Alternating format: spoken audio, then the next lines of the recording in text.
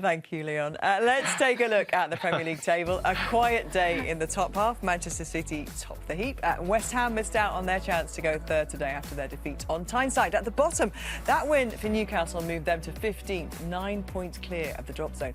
And Sheffield United's defeat at Wolves saw the Blades relegated from the top flight for the 8th time. OK, let's go to Wembley now for the first FA Cup semi-final of the weekend. Premier League leaders Manchester City bidding to win an unprecedented quadruple against a Chelsea side looking to reach a 4th FA Cup final in 5 seasons. Commentary from Martin Keown and Steve Wilson. It was a very, very strong performance. I'm very happy and very proud. We played an excellent 35 minutes in the first half. Then we had to suffer 10 minutes of some easy ball losses and of course the quality from City. Then we played another half an hour so strong, deserved the lead, deserved to win, could be even 1 goal higher. You always have to have that feeling before the game that you want to score, and I think Timo went good in the space, and he saw my one, and yeah, it was a good delivery, and I just can put it in easy, so yeah. Did you struggle to kind of contain them a bit at times today with their pace? Not much. Yeah, 1 or 2 actions that's happened, 1 or 2 actions in behind can happen, but in general we control it well. They have the quality in the build-up with Kante, Jorginho, Thiago Silva, and they have the quality to do it, but we control it quite well. The second half we were much more aggressive, and yeah, we didn't create much clear chances, but we arrived more times than them. One thing that is absolutely sure, under Thomas Tuchel, Chelsea's defence has improved massively. They were conceding a goal a game under Frank Lampard. That's down to 0.5, and that includes the 5 goals that West Brom scored against them, which seems now to be something of an anomaly. You sense that this was a tactical kind of like a real dream for him. How was he going to nullify Man City? And he did. So what did he do? Yeah, because within that organisation, there's also a freedom within that framework for players to go and play and express themselves. And we're used to start out Man City's fullbacks, but today it was all about Chelsea's fullbacks, their wing-backs. You can see Ben Chilwell pressing so high up and Chelsea's aim to win the ball in the attacking third.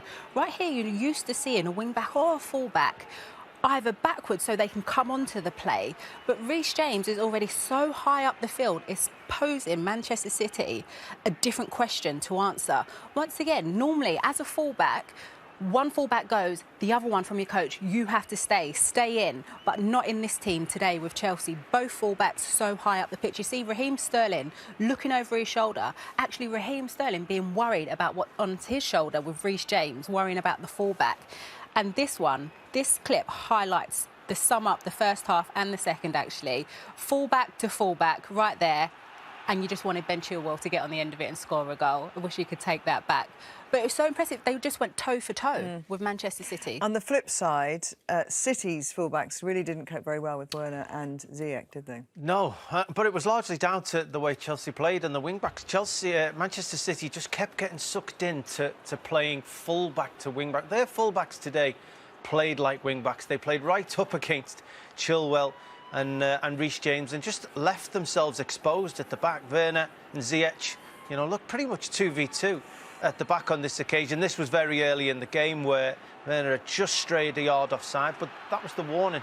Manchester City should have been aware. You see, again, both Manchester City's full-backs, I'm going to remind you, they're full-backs in those positions that Chelsea, when they flooded the area, won the ball back. They've got 2 players on that side of the field getting into the areas. Mounts off the back of Fernandinho, and when that happens, Cancelo as a full-back has to be around on the cover of his defensive teammate. Mendy's nowhere to be seen, getting back into position. Again, another warning, but this is the goal. This is Cancelo running out to a wing-back position. Mendy's already up on the other side of the pitch and leaves Chelsea on a 3v2 against his own defence. He's got to be around on the cover as a full-back. They don't do that. Chelsea with terrific play, suddenly getting down the sides of centre-backs, and Mendy from that position just cannot recover, cannot get into a position to defend Ziyech. And Chelsea's tactics were wonderful, and Manchester City surprisingly got done by it. Does Kevin De Bruyne's ankle injury, if it keeps him out next week, kind of is it like a quid pro quo for Harry Kane's ankle injury with that Carabao Cup final? Probably does. Yes or no answer. Yes, Thank you very much, does. Alex and Leon. Chelsea will wait to see if it's Leicester or Southampton in the final, but for City, thanks to Tuchel, there'll be no quadruple. From all of us, good night.